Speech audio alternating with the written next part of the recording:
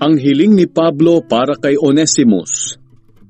Ngayon bilang apostol ni Kristo, maaari kitang utusan kung ano ang dapat mong gawin. Pero dahil mahal kita, minarapat kong makiusap na lamang sa iyo.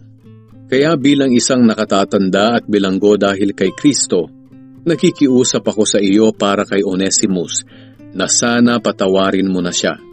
Siya'y naging anak ko sa pananampalataya rito sa bilangguan. Dati wala siyang pakinabang sa iyo, ngunit ngayoy kapaki-pakinabang na siya sa ating dalawa. Pinababalik ko na sa iyo ang minamahal kong si Onesimus. Gusto ko sanang dito na muna siya, upang sa pamamagitan niya makakatulong ka sa akin habang nakabilanggo ako dahil sa aking pagpapahayag ng magandang balita. Ngunit ayaw ko itong gawin nang wala kang pahintulot, upang maging kusang loob ang iyong pagtulong at hindi sapilitan. Marahil, nahiwalay siya sa iyo ng saglit upang sa kanyang pagbabalik ay hindi na kayo magkahiwalay pang muli. Kahit na alipin mo siya, isa na rin siyang minamahal na kapatid. Napamahal siya sa akin at lalo na sa iyo. Ngayong hindi mo lang siya alipin kundi kapatid pa sa Panginoon. Kaya kung itinuturing mo akong kamanggagawa sa Panginoon, tanggapin mo siya na parang ako ang iyong tinatanggap.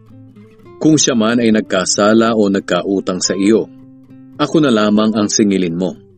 Ako mismo si Pablo ang sumulat nito. Ako ang magbabayad sa anumang pagkakautang niya sa iyo. Kahit na kung tutuusin, ay utang mo sa akin ang iyong pagkakilala kay Kristo. Kaya kapatid, pagbigyan mo sana ang aking kahilingan, alang-alang sa Panginoon. Paligayahin mo ang puso ko bilang kapatid kay Kristo. Sumulat ako dahil malaki ang tiwala kong pagbibigyan mo ang aking kahilingan at alam kong higit pa roon ang iyong gagawin.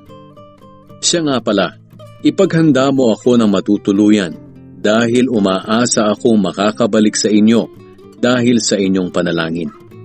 Kinukumusta ka ni Epafras na kapwa ko bilanggo dahil kay Kristo Jesus.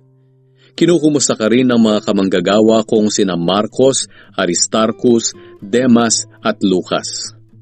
Pagpalain nawa kayo ng Panginoong Hesukristo.